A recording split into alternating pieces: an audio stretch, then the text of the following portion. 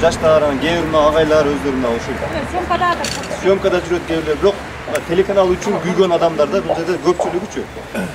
Ана основной жаштар турабыз. Азыр мына эжелер айтып атат, ачык эмнечи?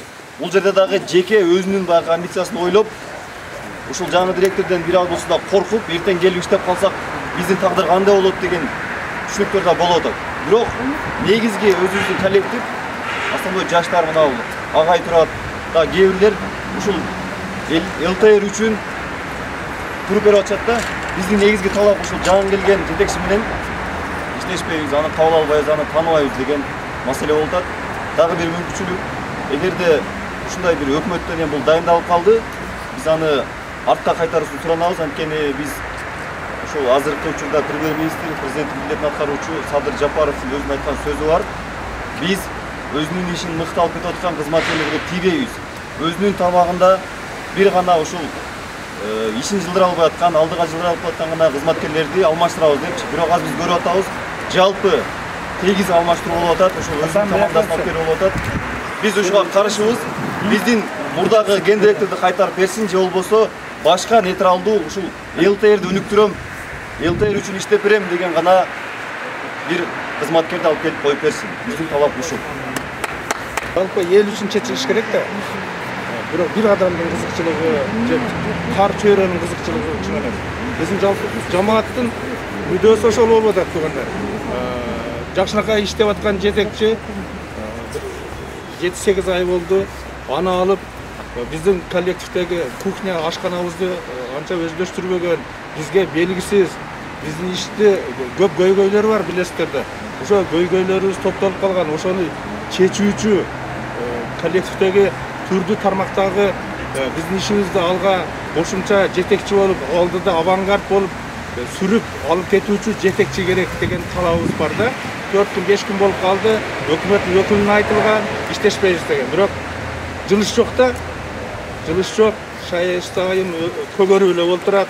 Канча сөз болсо деле өкмөттүн өкүлү жеткиребиз деген ал жактан эч кандай жыйынтык жок.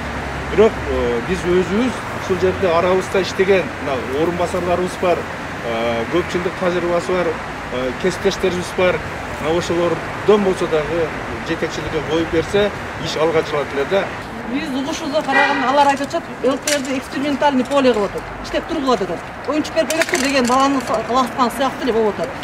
Туура түшүнүңүздөр, бул 60 жылдык тарыхы бар ишкана болуп атат. Бул жерге анан кийин бир көңүл ачуучу жерден келген адам болбойт. Бул жерге мен кадрлар бөлүмүнүн башчысы катары мен ал адамды даже ректорлук орунга ойлонуп көрмөкмүн. Резюмесин карап, аламбы же албаймбы? Бул жака алса болбойбу?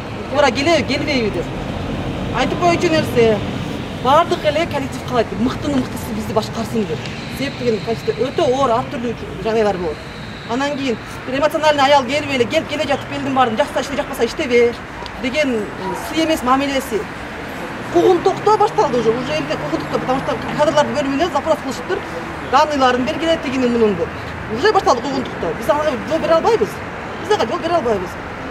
Мамлекет, өзүңөр билесиздер, мамлекеттин алдында азыр өтө олуттуу окуялар болот. Анын баардыгын туура элге жеткирүү, идеологияны элге туура жеткирүүдө Масокко кажеттин аябай эмеси зор аябай. Тем более биз мамлекет каналы, жападан жалгыз мамлекет канал бизбиз.